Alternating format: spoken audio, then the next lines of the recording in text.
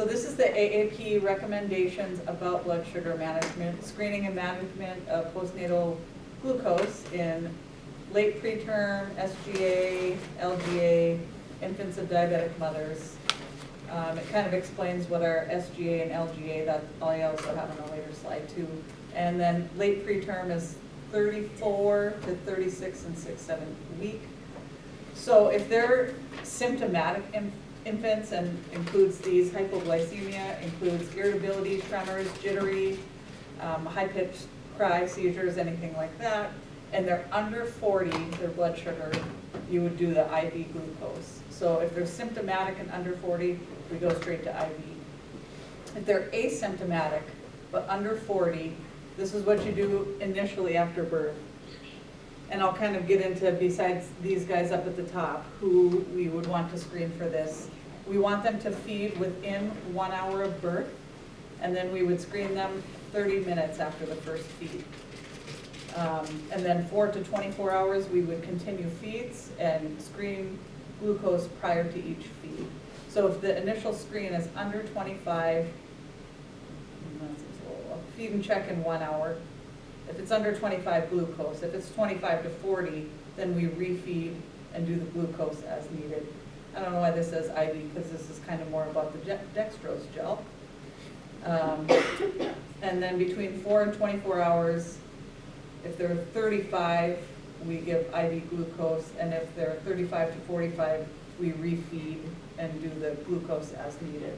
So basically what to get out of all this is kind of who to screen, which I'll get into more, and what to do in that first 4 hours. We always want that initial feed, whether it be breast or bottle, within 1 hour, and screen them 30 minutes after that first feed. So you're, okay. Yeah, no, that's okay, I was just kind of going to go with the bottom. So when do we check the blood sugar on a baby? We check on any infants born to diabetic mothers, can be type 1, type 2, or gestational diabetic. Preterm infants, or even those late preterm infants. Any infants that are multiples, and we kind of talked about why, even if they're healthy, full term, it's just a lot of stress for them to, the process of being born for more than one. Hopefully for us it will only be 2 ever. But any infants that are sick or stressed, or that we may have had to do resuscitation efforts on. Any babies that are symptomatic, and any infants that fall outside the normal size, like LGA or SGA. And it's backside of the Ballard form, which I was going to get some new copies of, because those are kind of faded and hard to read there, but to calculate their gestational size. It looks, the nicer versions kind of look like this. So we plot the growth in terms of completed weeks of gestation. So if they're 37 and 5, then they're 37. SGA is less than 10th percentile, and LGA is larger than 90 percentile. So you can kind of track if they're 38 weeks, and if they're, 4,000 grams, then they're obviously outside of the normal range. And I guess this didn't really specify if we're, for blood sugar purposes, if we're doing weight and head or just the weight. But determining SGA and LGA is usually just weight. Just weight, okay. So, and it's then that completed weeks of gestation. So I guess even if they're to the 6th, they've still only completed that week, and they're not, don't round up here, so. So if they're outside of that, above in the blue or below in the blue, then we would be checking, right? Then we would, yep. Okay. Yep, and actually, It's the I think dotted above line, the isn't dotted it? lines. Above the dotted. This is Above the the dotted. 90th and this is the 10th. Oh, okay. This would be way off, and that would be way off. So the dotted lines, that's average, the solid line, and then we have the 90th and the 10th. That's just confirming SGA or LGA? Yep. Okay. So our dextrose gel is this one pictured here. It is a 40% dextrose gel.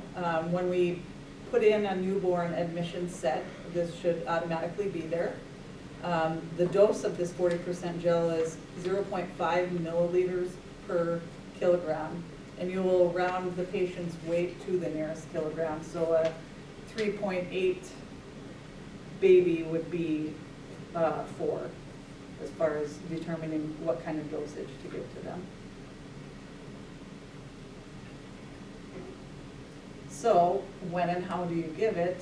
So if the blood sugar level is under 40 and the infant can orally feed, that's not to say that they're, if they're getting CPAP or have all these other issues going on and we're not allowing them to feed, then we immediately go to other interventions. But as far as the gel's concerned, if the blood sugar is under 40 and the infant can tolerate oral feedings, you would give the 40% dextrose gel. You obtain a medication cup, the plastic ones, and an oral syringe, scan it into the MAR, and then you aspirate the gel from the medication cup into the syringe. Although somebody told me that it's easier almost if you squirt the gel into the syringe from the top. I've done that, you like pull the plunger out of the Yeah. back, and you squirt a bunch in there, and then you push it down to what you need. Does that not like squirt the gel out as you're getting No. rid of the air? No, there's still, bubbles still do go in it, I don't know if one way is better than the other though. Okay.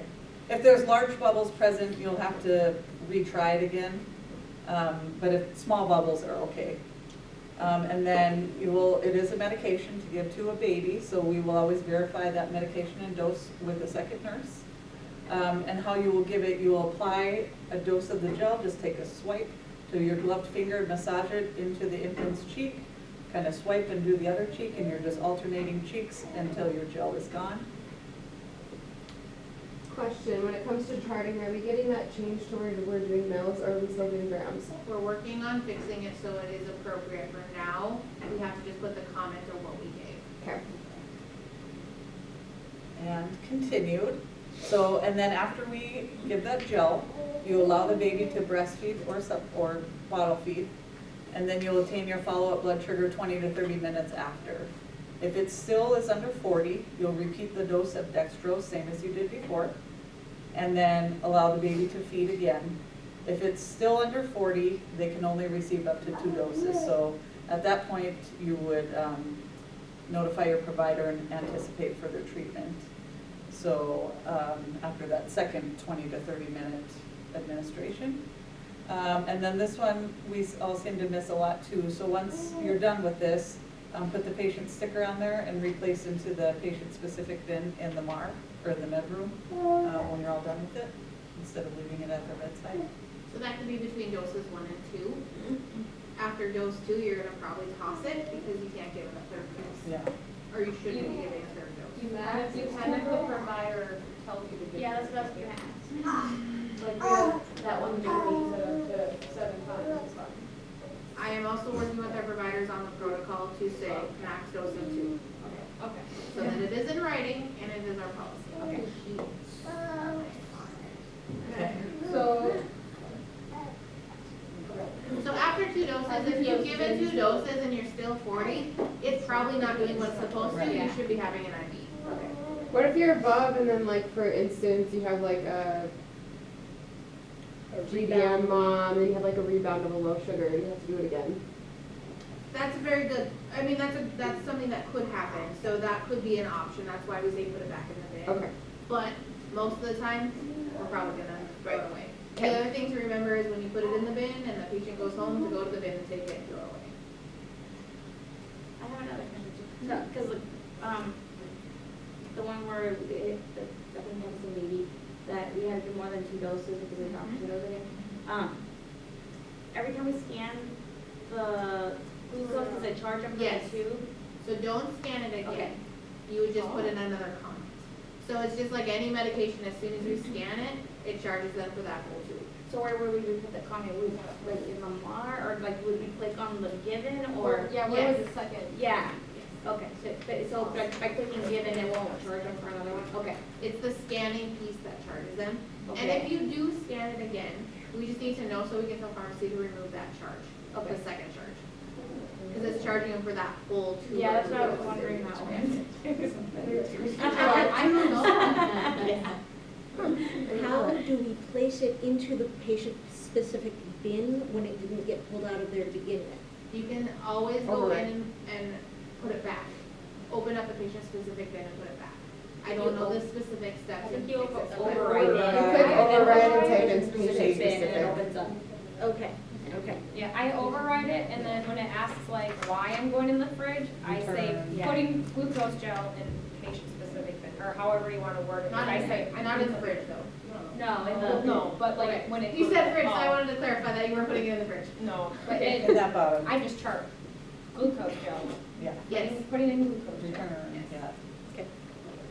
Okay, so, Next one, okay, yep.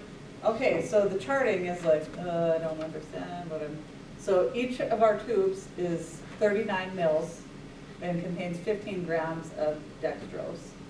The MAR requires scanning the full tubes, which is 15 grams, which is not what we're given. So we will type in the comments, the dose you administered in grams based on the patient's weight. And it makes me feel like that lady over there, like, what? So 2, 3, 4, 5, that's largely what we're gonna be giving. So if you have a baby that you're given that is 2.9, we're gonna give 1.5, and it's always the 0 times 0.38. This is what we'll need to know. This is what you're gonna type in the comment section, how much you're administering, is gonna be these right here. That's how much, and each time, so if you give it once, you type that in the comments, 0.5 grams administered, and if you have to give it a second time, I guess note your times to 0.57 grams administered There's again. 2 ways to do it, like you said, you can do the given, or you can go back in and edit that one and add it to the oh, comments. okay. You can say, so you gave one at 1800, and then at 1910, you have to give another dose. You can go in and edit that comment to say you gave a second dose at 1910. Okay. So yeah, those are what you're gonna wanna know for We're hoping that charting Meditech will purposes. fix it so that we can do it